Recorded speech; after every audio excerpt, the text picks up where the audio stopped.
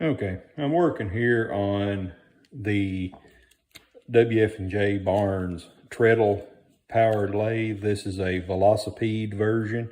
So in this particular lathe, you sit on it. It's got an old cast iron seat, and you sit on it and pedal it like a bicycle, or a velocipede as it used to be known. These links are steel detachable type links. So they're made to assemble just like this. So do another one here.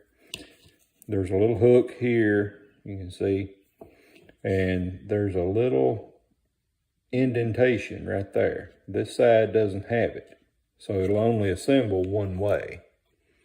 So you have to bend the link and go over it, and it has to kind of fit in there. So that little indentation gives the clearance, if I can get my camera right, so you can see the indentation right there. So that goes, it has to be turned like this and slipped over, and then it will rotate. Now this one seems a little loose. So like even once you get it together, when it wraps the pulleys or wraps the sprocket, it wraps this way. So it really shouldn't come unhooked, but it still seems a little loose.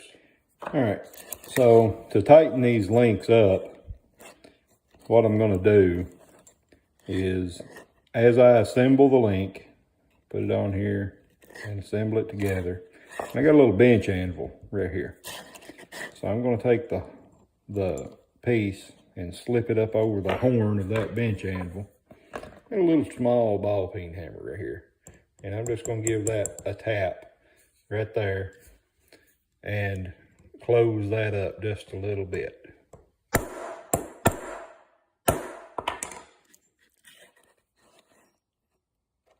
Now obviously we haven't, still got plenty of movement here, still moving nice and free. Matter of fact, I think this one can close up just a bit more. Okay, that's pretty good right there. So it still moves free, and you can still detach it very easily, but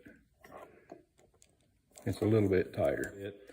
And then I guess I'll go ahead and paint this black to match the sprockets. I've got some black lacquer paint here that's supposed to be pretty durable. So we'll give that a shot.